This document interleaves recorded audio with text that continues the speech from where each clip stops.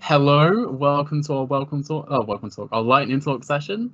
So in this session, we're gonna have a few people just give a short 5 to 10 minute, or in Amelie's case, apparently slightly longer, little talk about some game dev topics. So we do these. We usually have one of these a term, but because the world is still on fire, there might be more opportunity to have these later on in term. We hope that you kind of learn something interesting about something to do with game design in these little talks. Our first talk is from Amelie. I'll let her just kind of do her thing. Hi, I'm Amelie. A little bit about who I am. I'm Amelie. I'm a fourth year CS student. I am the former treasurer of the Game Design Society, and I'm a current treasurer of the Computing Society. So, you want to make games? Good. Thank you for coming to my talk. But Amelie, I hear you say, I don't know how to program. I'm going to start by asking, do you need to? Let me introduce you to one of my favourite developers, Edmund Macmillan. He's the creator of such classics as Super Meat Boy, The Binding of Isaac, The End Design, a handful of Newgrounds games. He made all of these games without any programming ability. He instead worked on the game design, the art direction, and level design. So I'm pointing out here, while you still need someone to make your game for you, there is a lot of work that isn't directly involved with the programming of a game. Side note, if you do any of this work, you do still deserve to be paid. You do not pass go. You do not go directly. You pass go and you collect your $200. Also, physical games.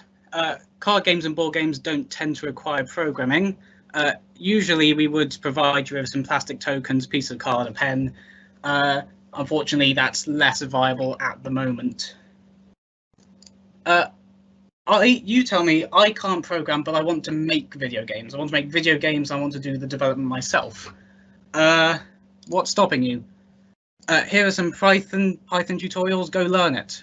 Python isn't the best language to learn game making in, but it's one of the better ones for learning regular programming in, and it will help you understand the broader concept you'll need later on. Feel free to make use of the Society Discord. Plenty of people will be more than happy to help you if you get stuck.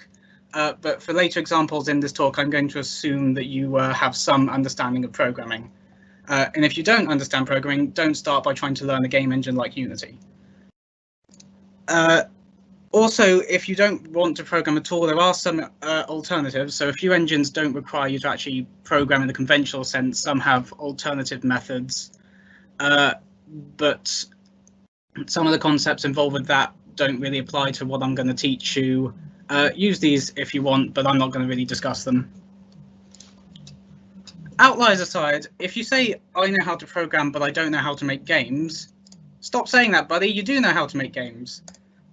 Programming games is, at its core, is the same as programming any type of software. You're solving problems with code. The key is, how do you split the unfeasible problem of, I want this game to exist, into solvable problems? Let's take apart some broad game design concepts. I learned to program, but everything I program happens all at once, and I don't know how to make it like that game where things happen over a long period of time and it doesn't wait for the player to use any inputs before continuing. Stop right there, criminal scum. What you've described is the core game update cycle. So let's talk about that. At the core of any game is this cycle. Every frame, it checks for user input, updates the game state. Oh, excuse me there. Updates the game state, draws the current state of the game to the screen, and then waits, optionally, for however long you want the frame rate to last. Most game engines do support this cycle for you. Here's an example in Unity. See here, this function is called once the game starts and is where you set everything up, and this function is called every frame and is where the magic happens.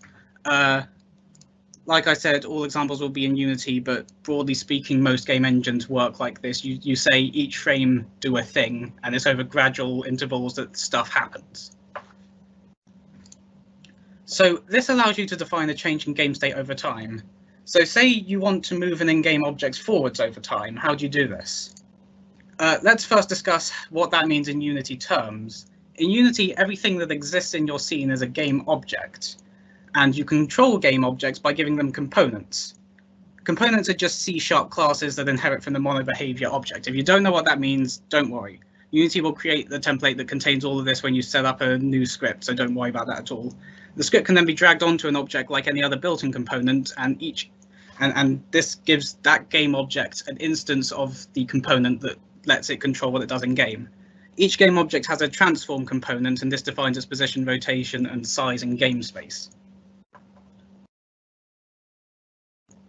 So, we want to implement movement. Create a C# script like this. In this case, I've created a class called forward mover. All we're doing here is making it so that every frame, it gradually moves in the forwards direction, or in this case to the right, because it's a 2D game I'm making here. Over a number of frames, it will appear as though it's moving smoothly. If you note here, I've got a speed variable and I'm timesing that by the amount of time that this frame has lasted, so over a period of frames it should move smoothly. Actually, if I just show you.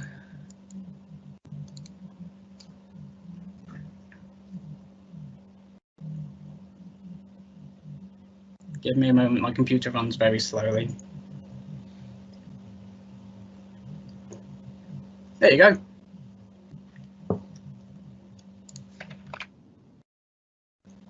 But wait, how do I detect player input and draw to the screen? I'm glad you asked, because I made this slide just for you. Most game engines do this for you as well. In Unity's case, all that's required to make an image appear is an image file, a texture.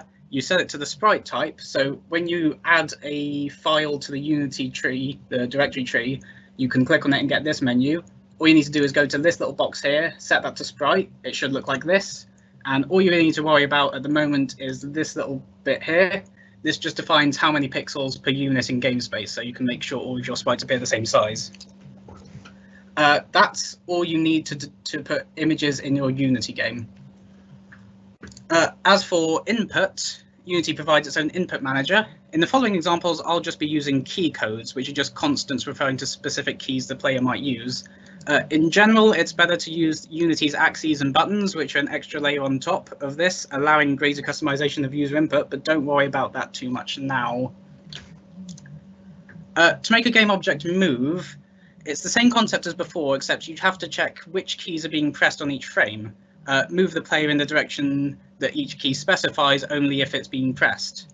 So if you look here, each of these if statements checks if the up arrow, the right arrow, the down arrow, the left arrow is being pressed, and only then does it move. I've then moved the movement code to this function here, and that's called depending on which direction it needs to be called in.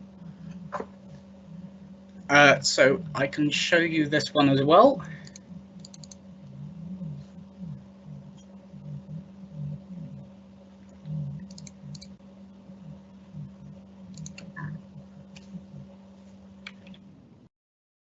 There you go.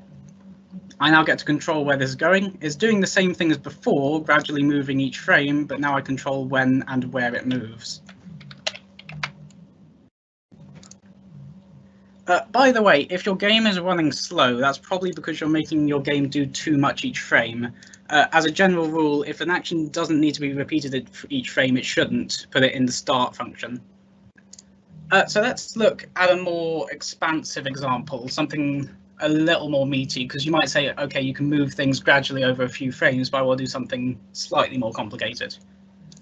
I'm not going to tell you how to do everything. Game design all revolves around this one cycle, and for any idea, what you want to do is work out how you can make it work in the cycle.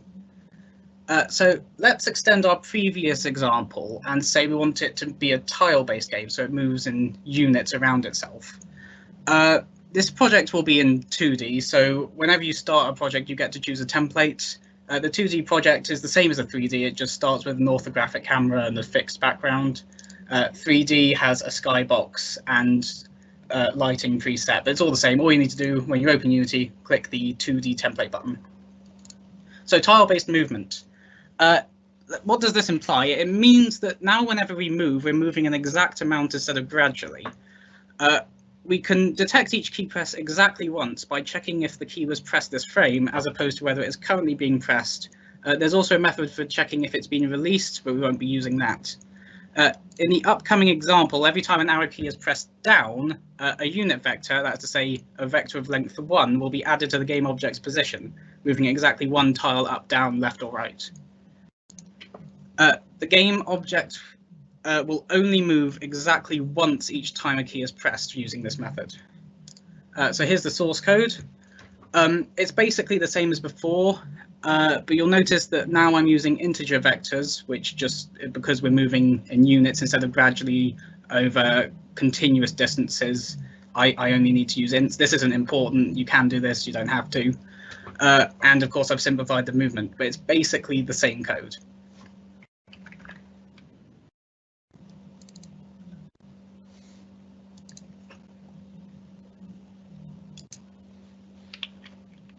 There you go. And if I hold down a button, nothing happens, only moves once.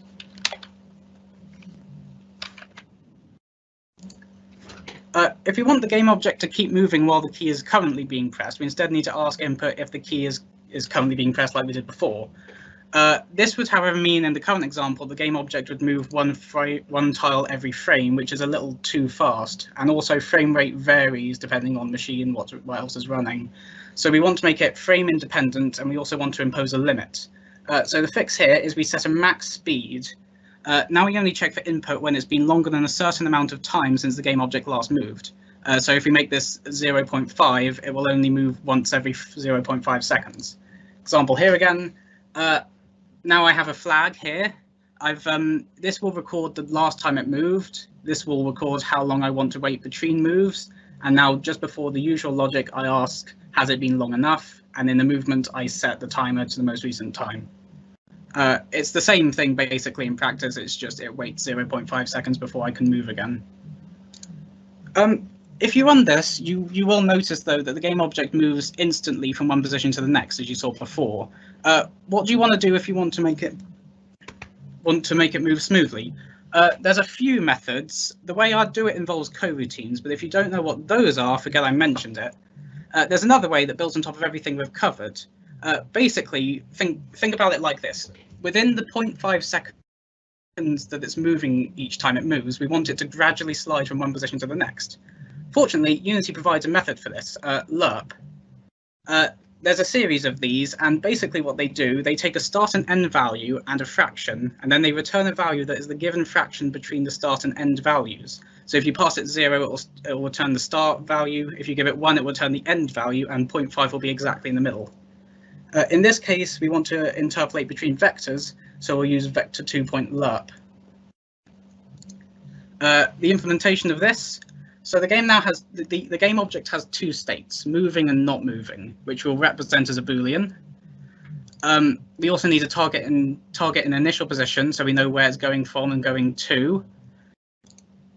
Each frame, what we want to now do, as well as checking the time, we want to check what state it's in. And if it's moving, then instead of just setting its position from one place to another, we want to set its position to a fraction between them. And then once it's reached the end of this animation, we set moving back to false and it returns to its non-moving state. And if it's not moving, just checks for input like normal. Here's the source code, a little bit longer, I'm afraid. I'm going to upload this all at the end of the talk, so I won't go into this in too much detail. But if I now run this,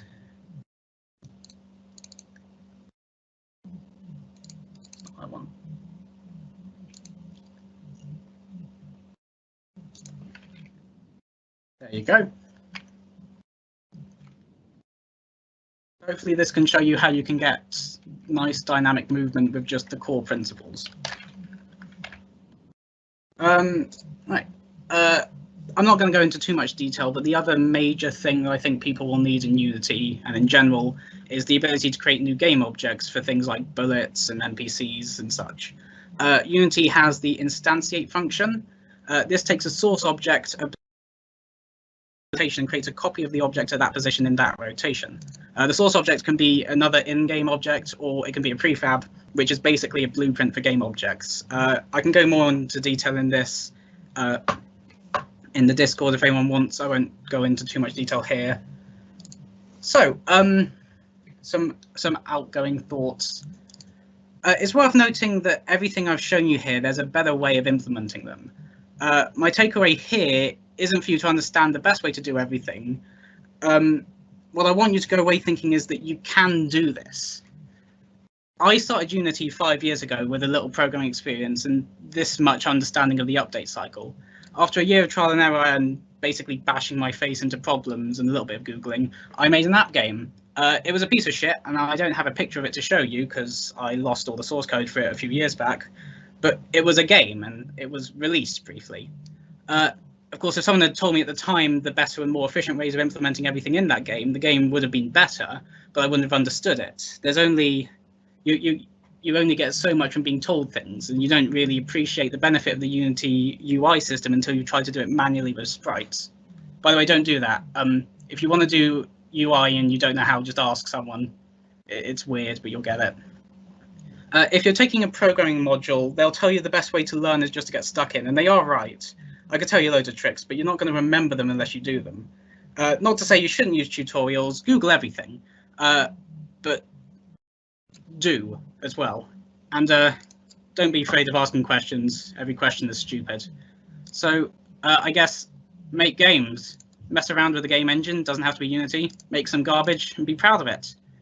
And not everything has to be good or finished, just keep making things.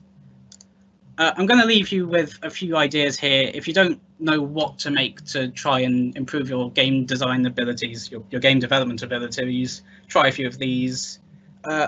Otherwise, good luck. Thank you for listening to my talk. Okay, thank you. Thank you for giving your talk, very informative.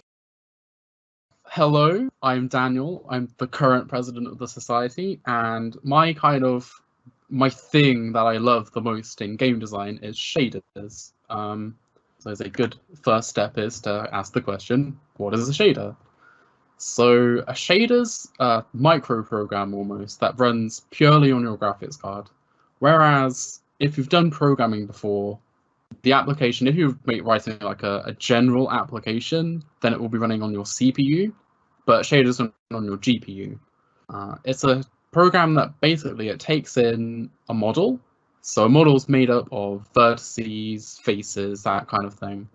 It takes in model data and it converts the model into vertices. It does some processing on the vertices, and then it rasterizes the image. So it turns all the vertices and the faces between them into pixels, and then it does further processing on the pixels. So this diagram here is the basic pipeline, the graphics pipeline of most applications. So you start off with the vertices on the left-hand side, that's your model data. And the two main shader stages that you get to play around with are the vertex shader, which can do things like move the vertices around. And there's some processing that happens in between that turns it into pixels. And then you have the fragment shader, which lets you run operations on each individual pixel of the image. So in here, you could do things like lighting, texturing, that kind of thing, just messing with the colors. So a fragment shader is a lot more intensive than a vertex shader because you have many more kind of data points that you're working on, but you get a lot more flexibility. You can do a lot more with a fragment shader. They're also called pixel shaders because they run on pixels. What are they for? So we've got this fancy technology. What do you use shaders for? So the way I see it, there's two kind of main categories of shader usage. So you can use shaders to further a game's aesthetic. So I have two examples here. The top screenshot is from a puzzle game called Manifold Garden. It's a great game, I love it. They've used shaders to further the aesthetic of the game here. So in this game, it's kind of based on kind of MC Escher-esque kind of impossible geometry. So they've chosen to use an outline shader that gives you these bold kind of black outlines on all the objects. And there's a few ways that you can do an outline kind of shader. The other thing that they've done in Manifold Garden is they've applied a color gradient over every single scene. So you can take a screenshot essentially anywhere in this game, and you will probably have something that looks good on a desktop background. And they've done that by picking very good colors for these gradients that are kind of overlaid onto the scene in post-processing using a shader. So they've clearly used the shader to advance this clean, crisp, line aesthetic alongside this gradient. And the second screenshot here is from The Legend of Zelda: The Wind Waker, and the art style of this game is cel shaded. So in cel shading, most objects in the scene have not always block colors, but very basic coloring. The texturing isn't the kind of main part of any object in the scene. The cel shading part of it comes in when, if you look at the lighting, it's quite commonly either it's lit or it's not. There's no smooth fall off on a sphere, or I suppose the easiest thing to look at here is on Link's hair, where it kind of immediately goes from light to dark. That's what builds the cel shading aesthetic, and you can achieve that with shaders. The second main category of shader usage, I think, is gameplay mechanics. So rather than just using a shader for the aesthetic, you can use a shader to advance the mechanic of your game. And I have two more examples of that, and I have videos of those. So the first one is from Metal Gear Solid 4. So there's this interesting mechanic in the game, and I'm not sure how well the image quality will come across here, but there's this mechanic in the game where your suit can camouflage itself, so it auto camouflages, and the shader here is essentially taking a screenshot of the surface behind Snake, and taking that texture and applying it onto his clothing. So the mechanic in this game is the more camouflaged you are, the higher your percentage camouflage, the harder it is for enemies to. And the way they've chosen to do this is a kind of futuristic camouflage technology that automatically reads the surface you're on and applies that onto your clothing. And yeah, the shader they've done here is it's only doing a texture swap and kind of blending it onto your character, but it's used here to advance the mechanic rather than just advance an aesthetic. And the second example I have, which is probably one a lot of people would think of, is Portal. So in Portal, you all know how Portal works, but you fire two portals onto surfaces, and then you can see the world through the portals. And the way that they do this is kind of some camera trickery. So there's a camera placed on the other end of both the portal surfaces relative to where the player is looking relative to the camera. And it basically takes two more screenshots of the scene, cuts out a little bit of the texture where the portal appears, and then sticks it onto the portal surface back on the scene again. And you can do this using shaders, of course. There's two examples of how shaders are used to kind of solidify a game's mechanics. But how do you make shaders? I hear you all asking. So conventionally, you would use code, but the thing with shader code is there's quite often a lot of boilerplate code that you have to work with. There's a lot of setup for, it takes a while to set things up before you get payoff, especially if you're writing a renderer from scratch, which I did that for my third year project. I would not recommend doing that for a third year project. There are, if you're using like a game engine, then it's made easier. But even in Unity, which is what I use most, the shader code has a lot of boilerplate code around it. However, there's a more modern way of doing things, and that's using visual editors. So a lot of the bigger game engines, so Unity has one, and Unreal Engine also has one. They have these visual editors, the shaders. So Unity's is called Shadergraph, and there's a really terrible screenshot on the right-hand side where I'm using PowerPoint's fancy features to make it look bad. That's an example of a shader graph. So rather than writing code, you have these blocks to work with, and it's a lot more natural, I feel, to see each step of your shader as you're making it. So every single little block that you see here is kind of taking data from previous parts of the shader and feeding forward into the next nodes on the shader. And at each step, you can see exactly what it will look like, which you can't see with code. So not only is it easier for someone who doesn't like programming to get into this, it's also easier to debug. You can see what's happening at every stage. You get a lot more feedback. So I prefer using Shadergraph, even though I started shaders from a coding perspective. I find it a lot more, I guess, tangible, I suppose I'd say.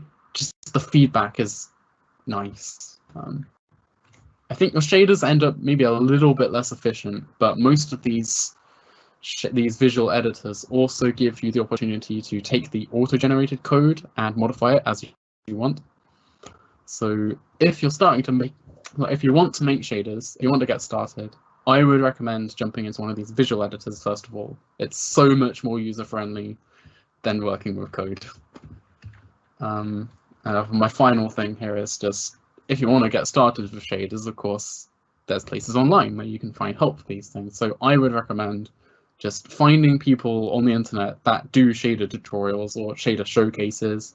There's so many people out there that do shaders that I've missed off dozens and dozens of people up this list, but off the top of my head, these are just some that I remembered when I was writing these slides. The people on the left, I mean.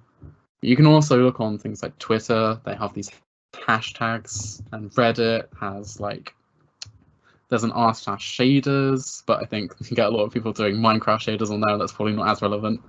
There's like #Unity3D, which has, r/Unity3D, which has Unity specific shaders, and of course YouTube just has so much content on there. So if you want to get started with shaders, there's so many places to start learning, and I would highly recommend just jumping in. And yeah, that's the end of my little lightning talk. I hope you're all hyped up to make shaders now. Feel free to ask me any questions that you have about shaders in the Discord whenever you want. Thank you. So this is Portal 2. It's a game. It's, I think, about £7 or something on Steam. You get it for like £2 on sale. It's a pretty fun game itself, but I'm going to tell you about one of the features which you may or may not know of that is game related. So if we go to this community test chambers section, then we can actually create our own test chamber. So if I click the new test chamber button, new here, then after a short loading screen, then we will have a test chamber editor. So this requires literally no code, literally no anything really. You just need to come up with a design and make it. So I'm going to make a very small chamber here now. So first I'm going to make everything not portable. I'm going to make this section portable again. I'm going to put one of these here. And as you can see, it sort of gives you visual feedback as you're placing things.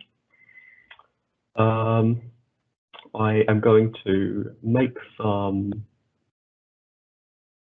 where are they? Here we go. So some gel choppers. That is not where I wanted this to go.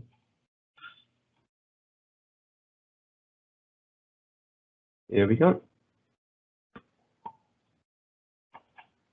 And then, so we're going to put the exit up here. This is where you just want to get to. A section up here for making it difficult to actually get to the exit. Also making a section here, which will move up here. Make this portable, and now we have a test. Almost. Now we have a test. So the idea is that the person will come by, they'll use these things, they'll put them through. Ooh, actually, I just remembered there's 2 bits I completely forgot about. The buttons. So you can also connect these up. So take this here, connect this to here, and then this will cause these bits to go off. And you can use that to get the gels to the places, and you can use that to solve the test. So you can just click the play button to give it a try.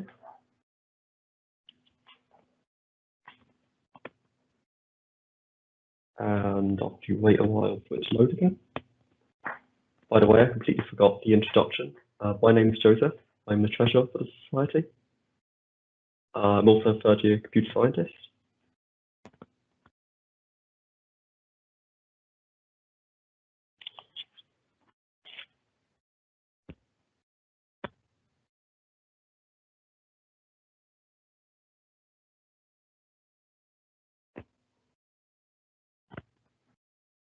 And then, this game that you've designed, you can immediately see the chamber that you've made and actually play it through it. So now I can click this button and it'll go off and it'll drop a bunch of stuff out here. And now I can try and solve this. So the solution is you need to get up there somehow and then use this to get up here. Except there's actually a much easier way where you can just use this and this. And immediately solve the chamber. Which was not my intention when I originally designed it. But seeing as we can so easily test it out, then we can now fix that. So if I get a button, I can put it here, I can connect it to here. To inject a state, do I want to? We want it to be off usually. So now if I try it again, after a bit more loading.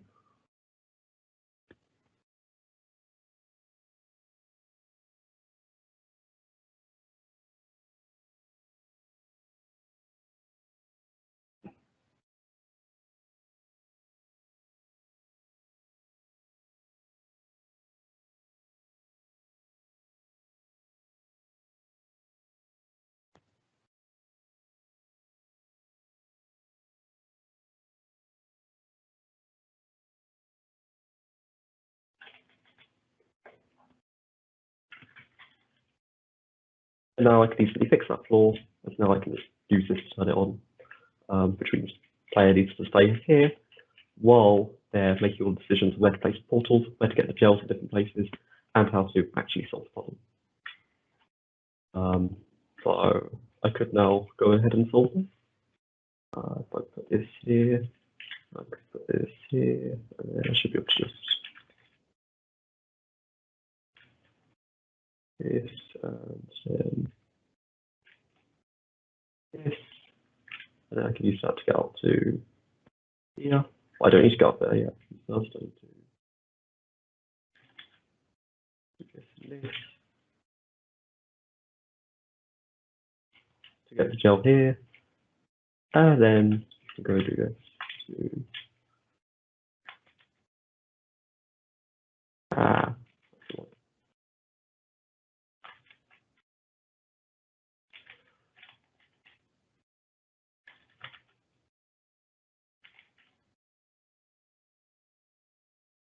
there we go, that was all started. And then you've got to solve the puzzle. So this sort of allows you to design your own games in a sense. It's restricted to the way that Portal 2 works specifically, but it does actually allow you to think about that process of designing compared to all of the things like assets and programming that you might not want to think about with other games. And there are extensions to this. So right now these are the items which you've got, but if you go online, there are extensions which allow you to give more items, so you can make even more advanced puzzles. And Portal 2 isn't the only game which does this. There's actually lots of games that have their own level editors and various things like this. So if you thought about making a game, then this is an alternative. And it's actually a really fun alternative. It can be as fun as the actual game itself. Yeah, so I hope that was interesting. Okay, thank you. Yeah, so I think the overarching message there is that there's not just conventional game design tools out there. There's modes within games that also let you kind of work on your game design skills. Barring any last minute someone running up the street saying, "Oh, I want to do a lightning talk. I want to do a lightning talk." I think we're done there. So thank you for coming. If anyone has any questions about any other talks that were given today, then we are active in the Discord all the time. If you want to rewatch these talks, then theoretically at least, this should have been recorded. If it wasn't, I'll be very mad. But if you miss part of the talks or if you just want to rewatch anything, we should be able to make this live accessible in the future. Thank you for coming.